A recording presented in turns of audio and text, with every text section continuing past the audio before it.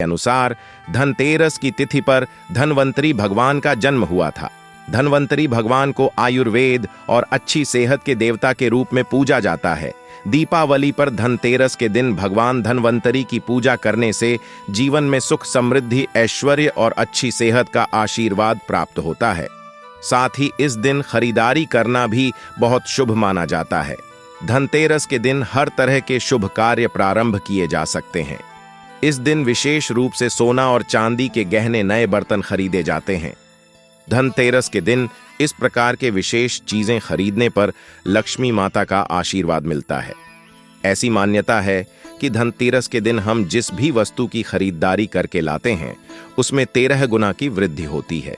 इसलिए आपको ध्यान रखना है कि कोई भी ऐसी गलती ना करें, ऐसी वस्तु खरीद कर ना लाएं जिससे कि अशुभता आ जाए। धनतेरस के दिन यह चीजें कौन सी है, खासकर मैं आज की वीडियो में आपको बताऊंगा कि आपको इन 13 खास चीजों में से आपको कुछ ना कुछ वस्तुएं खरीदनी ही चाहिए। अगर आप सभी 13 वस्तु ना खरीद पाए तो इनमें से जो भी आपकी सामर्थ्य वह वस्तु आप घर पर खरीद कर ला सकते हैं। धनतेरस के दिन लक्ष्मी माता, भगवान कुबेर और धनवंतरी भगवान की पूजा करने से घर हमेशा धन, धान्य, सुख, सुविधा और वैभव से भरा रहता है। धनतेरस के दिन जो लोग सोने चांदी से बने हुए गहने या सोना चांदी ना खरीद पाए उन्हें भी ऐसी कुछ चीजें अवश्य ही खरीदनी चाहिए। सबसे पहले वस्तु है झाड़ू। धनतेरस के दिन नई झाड़ू खरीदना बहुत शुभ माना जाता है। झाड़ू को लक्ष्मी माता का प्रतीक माना जाता है और ऐसा माना जाता है कि नई झाड़ू से धनतेरस के दिन पहले पूजा करके फिर उसका प्रयोग करने से घर की सारी नेगेटिविटी दूर हो जाती है और घर में सुख, समृद्धि का वास हो जाता है। अगर हो सके, समर्थ हो तो धनतेरस के दिन एक झाड़ू का गुप्त दान करना चाहिए। इसे आप मंदिर में किसी चौराहे पर या ऐसी जगह पर जहां से कोई भी जरूरतमंद मनुष्य इस झाड़ू को उठाकर ले जाए, वहां पर आपको रख देना चाहिए। दूसरी वस्तु है साबुत धनिया के दाने। धनतेरस के दिन आप कुछ लेकर आए या ना आए, साबुत धनिया के दाने तो हर कोई ला सकता है। साबुत धनिया के दाने लाकर दीपावली के दिन उसे पूजा करने के बाद अपने ही घर में क्यारी में, गमले में डालना चाहिए। और ऐसा करने से कहा जाता है कि घर में आपके जो भी धन है, जो भी आए हैं, उसमें बरकत होने लगती है। अगर आए दिन अनावश्यक रूप से खर्चे होते हो तो उसमें भी रोक लग जाती है। इस दिन नमक भी खरीद कर लानी चाहिए। नमक अगर आप देल्ही वाला लाते हैं तो और भी शुभ है, लेकिन आजकल देल्ही वाला नमक मिलना हर जगह आसान नहीं होता है। तो आप जो भी नमक आपको मिल पाता हो वह नमक आप इस दिन घर पर लेकर आए। धनतेरस से लेकर दीपावली के अगले दिन गोवर्धन और भाई दूज तक आप इसी नमक का उपयोग करें और इन 5 दिनों तक लगातार आपको नमक का पोछा भी घर में लगाना चाहिए। ऐसा करने से दरिद्रता दूर हो जाती है और घर से नेगेटिविटी भी दूर हो जाती है। चौथी वस्तु जो आपको घर पर लानी चाहिए वह है गोमती चक्र। कहते कि जिस घर में गोमती चक्र होता है वहां सुख, सौभाग्य और समृद्धि की वृद्धि होती है। गोमती चक्र घर पर रखने से वास्तु दोष भी दूर हो जाता है और घर परिवार में किसी भी सदस्य में आत्मविश्वास की कमी हो तो धनतेरस के दिन गोमती चक्र लाकर उनके हाथ से पूजा करवाकर फिर बाद में आपको इन गोमती चक्र को अपने मंदिर में या फिर धन रखने के स्थान पर आपको रख देना चाहिए। ऐसा करने से जो भी परेशानी है वह दूर हो जाती है। आपको यह सारी वस्तुएं बाजार में, पूजा वाली दुकान में बहुत आसानी से मिल जाएंगी। 5वीं वस्तु है कौड़ियां कड़ियां। आपको सफेद, भूरी, पीली या चितकबरी मिल जाएगी, लेकिन आपको जो कौड़ियां लानी है वह या तो सफेद लेकर आए या फिर पीले रंग की कड़ियां लेकर आए। कहते हैं जिस घर में कौड़ियां होती हैं वहां पर लक्ष्मी माता हमेशा वास करती हैं।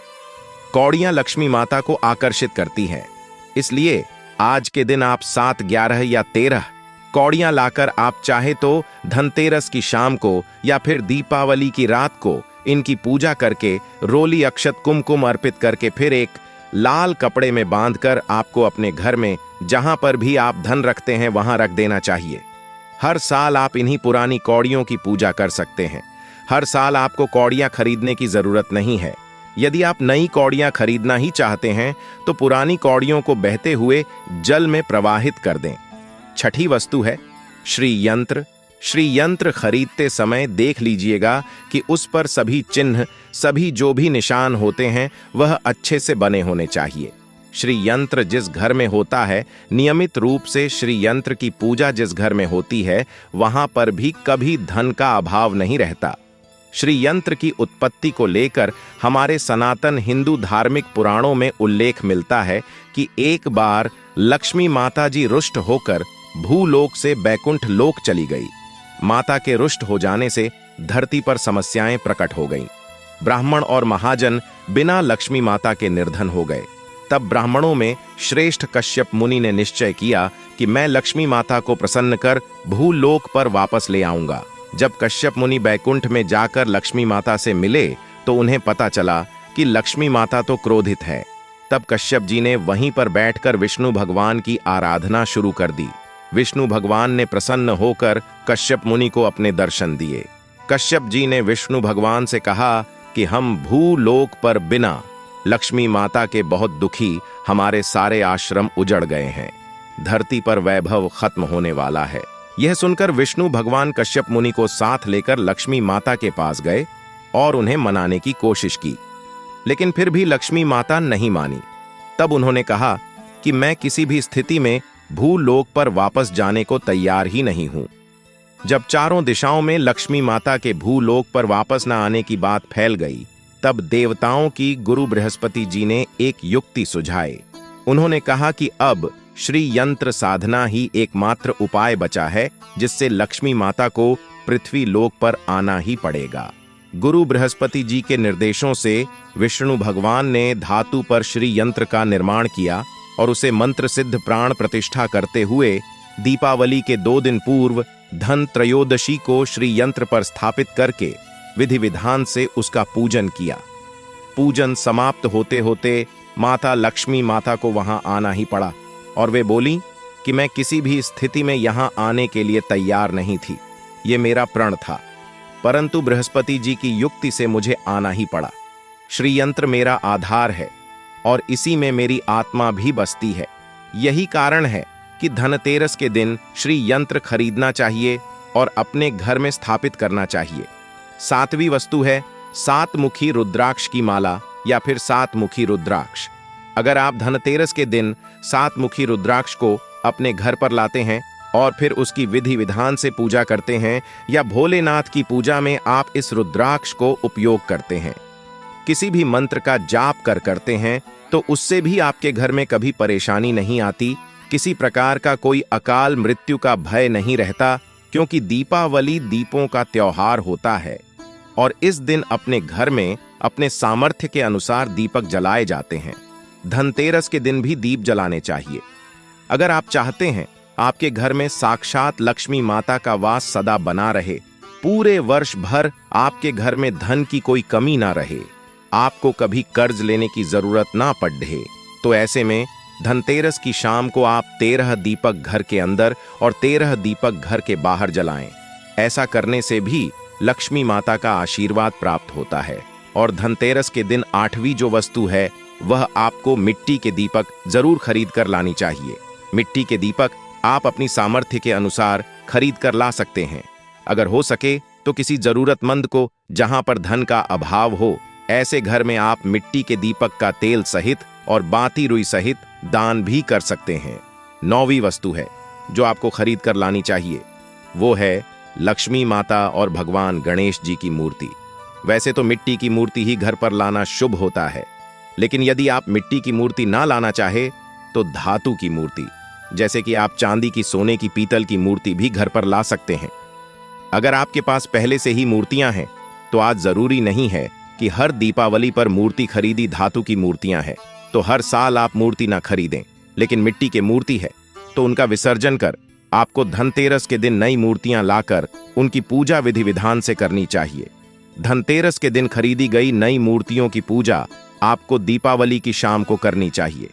धनतेरस के दिन आप भगवान गणेश और माता लक्ष्मी माता की जो मूर्ति खरीदी, वह खरीदते समय यह ध्यान रखें कि दोनों मूर्ति अलग अलग होनी चाहिए और दोनों ही मूर्ति में भगवान गणेश और लक्ष्मी माता बैठी हुई मुद्रा में हो, खड़ी हुई मुद्रा में लाई गई जो मूर्तियां होती हैं वह उग्र स्वभाव की ओर चंचल माना जाता है।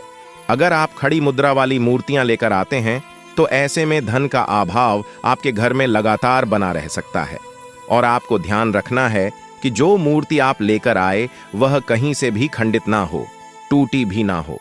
भगवान गणेश की प्रतिमा खरीदते समय ध्यान रखें कि उनकी जो सूंड है वह बाईं तरफ मुड़ी हुई हो और उनका वाहन मूषक भी उस मूर्ति में जरूर बना हो, और भगवान गणेश के हाथ में लड्डू या मोदक भी होना चाहिए। और लक्ष्मी माता की जो मूर्ति है वह कमल के पुष्प पर विराजित होनी चाहिए और उनके हाथ में सिक्के हो या फिर सिक्के गिरने वाली अवस्था में हो। ऐसी मूर्तियां घर पर लाना बहुत शुभ होता है।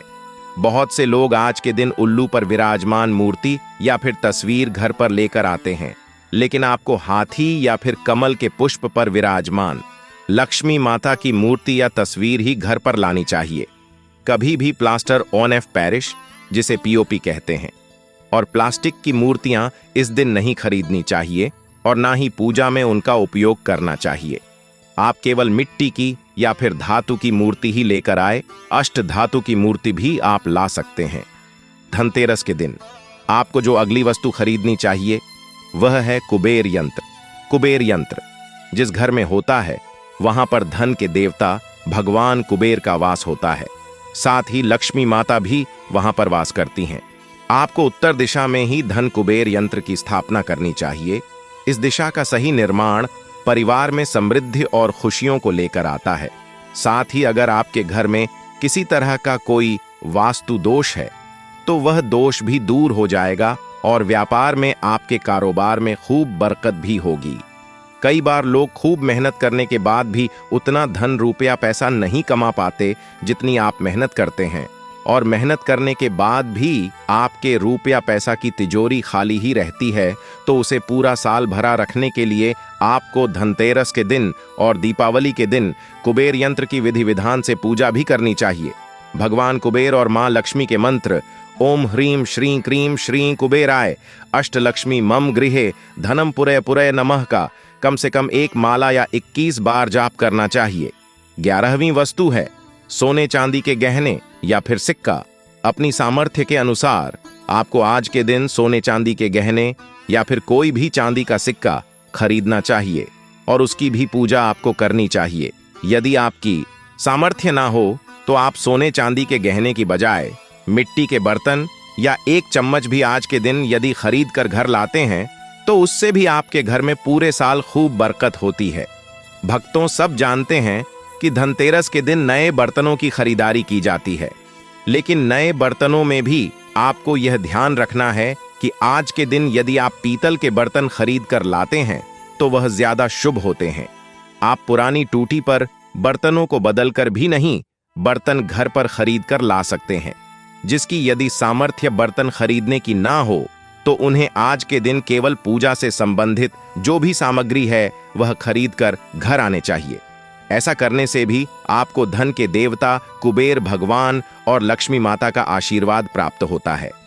जिसकी अगर सामर्थ्य हो तो वह अपनी सामर्थ्य के अनुसार इस दिन कुछ भी चाहे वह खरीद सकता है, लेकिन बर्तनों में आपको लोहे के बर्तन इस दिन भूल से भी नहीं खरीदनी चाहिए। लोहे के बर्तन खरीदने से एक तो शनि दोष सकता है, शनि ग्रह से संबंधित परेशानियां आपके जीवन में, आपकी कुंडली में, घर परिवार में आ सकती हैं, और राहु केतु ग्रह भी बलवान हो जाते हैं। 13वीं वस्तु है पूजा का सामान और धार्मिक पुस्तकें। अगर आप अब तक बताई गई सभी 12 वस्तुएं खरीदने में असमर्थ हैं तो आज के दिन यदि आप अपने घर में पूजा से संबंधित कोई भी वस्तु खरीद कर लाते हैं, जैसे कि मिट्टी के दिए आदि कुछ भी लेकर आते हैं, तो उससे भी आपको धनतेरस के दिन की गई पूजा का पुण्य अवश्य ही प्राप्त होता है।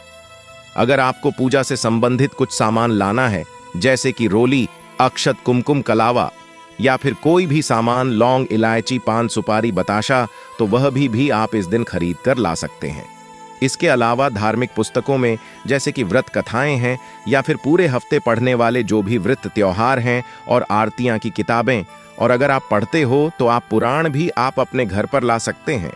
और पुराण घर पर बात जब भी आपको समय हो तो खुद ही पढ़ना चाहिए और दूसरों को भी पढ़कर सुनाना चाहिए। यह सारी वस्तुएं यदि आप इनमें से कुछ भी ऐसा भी वस्तु की खरीद कर लाते हैं तो उसे कहा जाता है कि आपके घर में पूरे वर्ष लक्ष्मी माता की कृपा बनी रहती है। घर में कभी भी आपको कर्ज लेने की स्थिति नहीं आएगी। आप जितना भी कमाएंगे उसमें आपको 13 गुना की वृद्धि मिलेगी।